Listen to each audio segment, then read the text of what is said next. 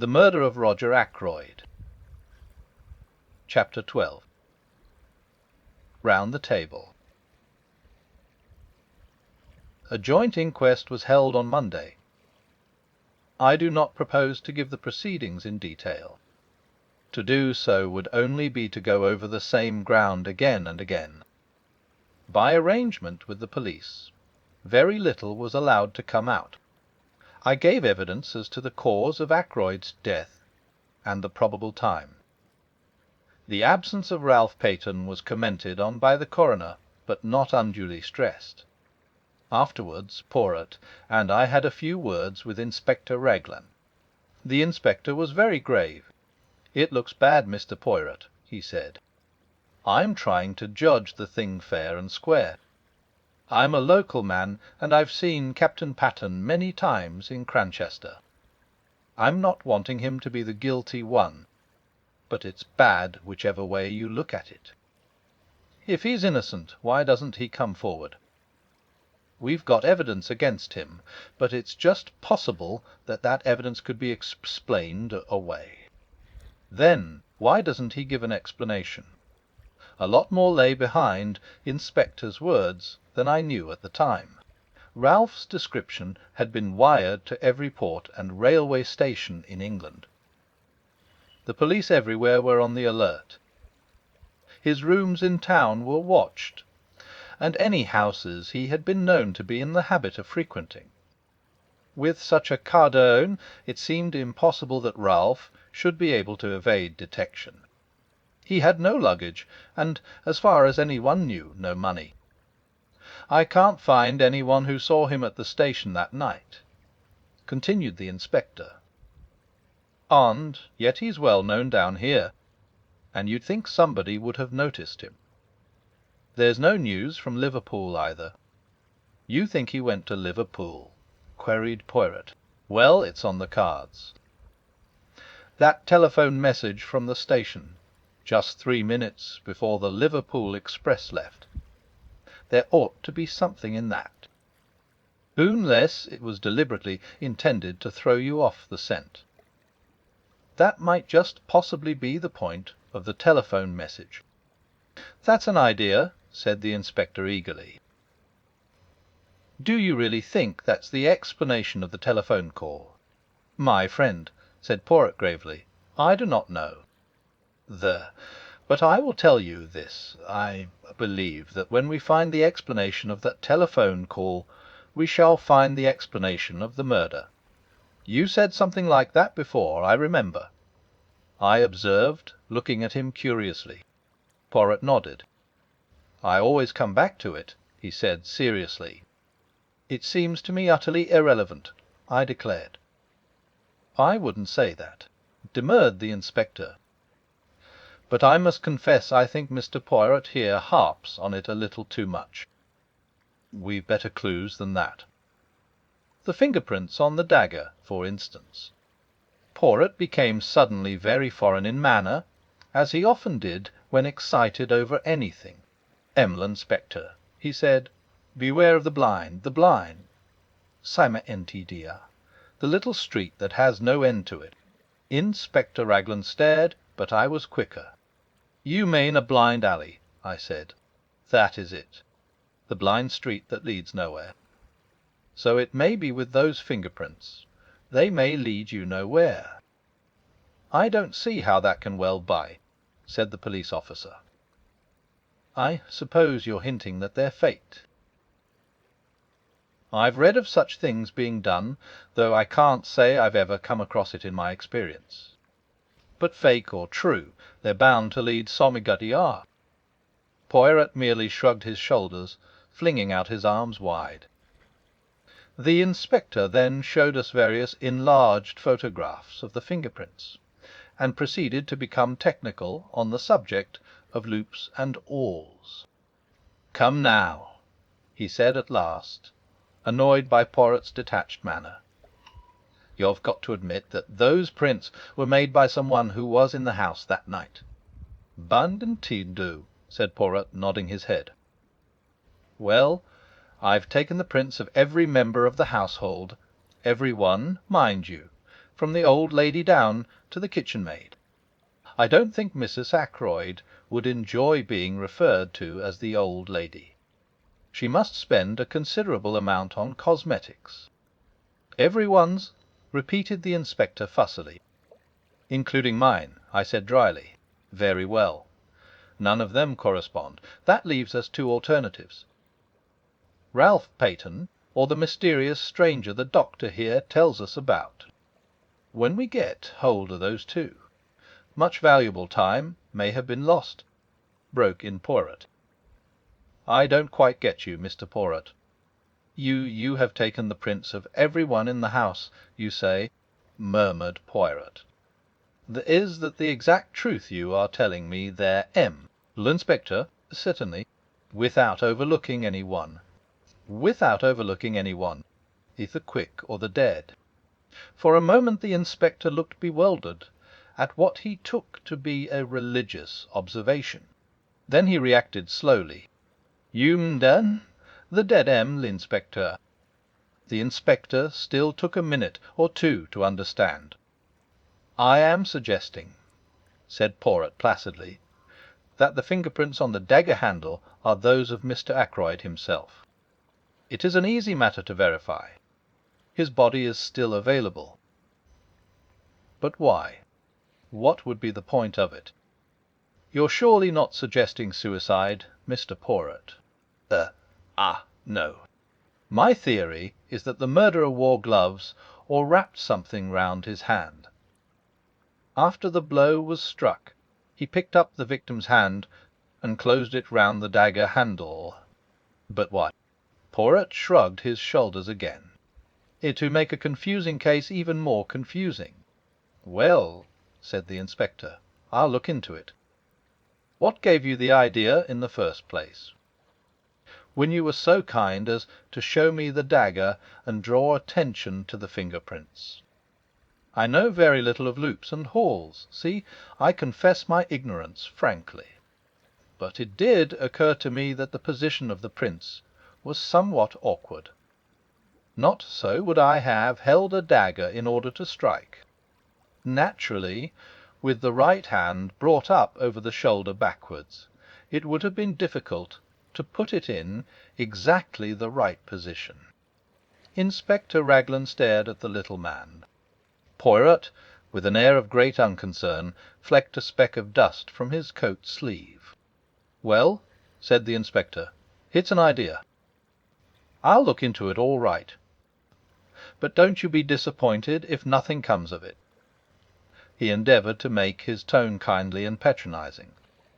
Poirot watched him go off. Then he turned to me with twinkling eyes. Another time he observed, "I must be more careful of his aimar piropoili. And now that we are left to our own devices, what do you think, my good friend, of a little reunion of the family?" The little reunion, as Poirot called it, took place about half an hour later. We sat round the table in the dining-room at Fernley, Poirot at the head of the table, like the chairman of some ghastly board meeting. The servants were not present, so we were 6 in all. Mrs. Ackroyd, Flora, Major Blunt, young Raymond, Poirot, and myself. When every one was assembled, Poirot rose and bowed. "Messieurs, mesdames, I have called you together for a certain purpose." He paused. "To begin with, I want to make a very special plea to mademoiselle." "To me," said Flora. "Mademoiselle, you are engaged to Captain Ralph Patterne. If any one is in his confidence, you are. I beg you, most earnestly, if you know of his whereabouts, to persuade him to come forward. One little minute." As Flora raised her head to speak, "Say nothing till you have well reflected. Mademoiselle, his position grows daily more dangerous. If he had come forward at once, no matter how damning the facts, he might have had a chance of explaining them away. But this silence, this flight, what can it mean? Surely only one thing, knowledge of guilt. Mademoiselle, if you really believe in his innocence, persuade him to come forward before it is too late." Flora's face had gone very white. "Too low," she repeated very low. Poirot leant forward, looking at her. "See now, mademoiselle," he said very gently, "it is Papa Poirot who asks you this. The old Papa Poirot who has much knowledge and much experience. I would not seek to entrap you, mademoiselle. Will you not trust me, and tell me where Ralph Peyton is hiding?" The girl rose and stood facing him. Poirot," she said in a clear voice, "I swear to you, swear solemnly, that I have no idea where Ralph is, and that I have neither seen him nor heard from him either on the day of the murder or since." She sat down again. Poirot gazed at her in silence for a minute or two, then he brought his hand down on the table with a sharp rap. "That is that," he said. His face hardened. "No, I appeal to these others who sit round this table, Mrs. Ackroyd, Major Blunt, Dr. Shepherd, Mr. Raymond. You are all friends and intimates of the missing man. If you know where Ralph Peyton is hiding, speak out." There was a long silence. Poirot looked to each in turn. "I beg of you," he said in a low voice, "speak out." But still there was silence, broken at last by Mrs. Ackroyd. "I must say," she observed in a plaintive voice, "that Ralph's absence is most peculiar. Most peculiar indeed. Not to come forward at such a time. It looks, as though there was something behind it. I can't help thinking, Flora dear, that it was a very fortunate thing your engagement was never formally announced." "Mother," cried Flora angrily.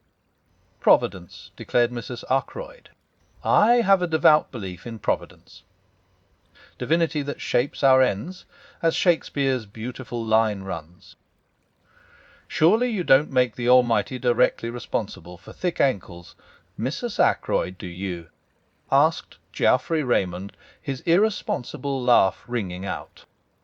His idea was, I think, to loosen the tension, but Mrs. Ackroyd threw him a glance of reproach and took out her handkerchief. Flora has been saved a terrible amount of notoriety and unpleasantness. Not for a moment that I think dear Ralph had anything to do with poor Roger's death. I think so. But then I have a trusting heart. I always have had, ever since a child. I am loath to believe the worst of anyone. But, of course, one must remember that Ralph was in several air raids as a young boy. The results are apparent long after. Sometimes, they say, people are not responsible for their actions in the least. They lose control, without being able to help it." "Mother," cried Flora, "you don't think Ralph did it?" "Come, Mrs. Ackroyd," said Blunt. "I don't know what to think," said Mrs. Ackroyd tearfully. "It's all very upsetting. What would happen to the estate, I wonder, if Ralph were found guilty?" Raymond pushed his chair away from the table violently. Major Blunt remained very quiet, looking thoughtfully at her. "Like shell shock, said Mrs. Ackroyd obstinately, "and I dare say Roger kept him very short of money. With the best intentions, of course. I can see you are all against me, but I do think it is very odd that Ralph has not come forward, and I must say I am thankful Flora's engagement was never announced formally." "It will be tomorrow," said Flora in a clear voice. "Flora!" cried her mother, aghast. Flora had turned to the secretary. "Will you send the announcement to the Marnage Pasty and the Time-S, please, Mr. Raymond? If you are sure that it is wise, Miss Ackroyd," he replied gravely. She turned impulsively to Blunt. "You understand," she said. "What else can I do? As things are, I must stand by Ralph. Don't you see that I must?" She looked very searchingly at him, and after a long pause he nodded abruptly. Mrs. Ackroyd burst out into shrill protests. Flora remained unmoved. Then Raymond spoke. "I appreciate your motives, Miss Ackroyd. But don't you think you're being rather precipitate? Wait a day or two. And tomorrow," said Flora in a clear voice. "It's no good, mother, going on like this. Whatever else I am, I'm not disloyal to my friends. M.M. Poirot," Mrs. Ackroyd appealed tearfully, "can't you say anything at all?" "Nothing to be said," interpolated Blunt. "She's doing the right thing. I'll stand by her through thick and thin." Flora held out her hand to him. "Thank you, Major Blunt," she said. "Mademoiselle," said Poirot, "will you let an old man congratulate you on your courage and your loyalty? And will you not misunderstand me if I ask you most solemnly, to postpone the announcement you speak of for at least 2 days more?" Flora hesitated.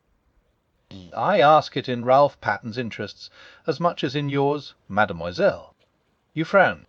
You do not see how that can be. But I assure you that it is so. Beargis, you put the case into my hands. You must not hamper me now." Flora paused a few minutes before replying. "I do not like it," she said at last, "but I will do what you say." She sat down again at the table. "And now, messieurs et mesdames," said Poirot rapidly, "I will continue with what I was about to say. Understand this: I mean to arrive at the truth. The truth, however ugly in itself, is always curious and beautiful to the seeker after it. I am much aged. My powers may not be what they were." Here he clearly expected a contradiction. "In all probability this is the last case I shall ever investigate. But Hercule Poirot does not end with a failure.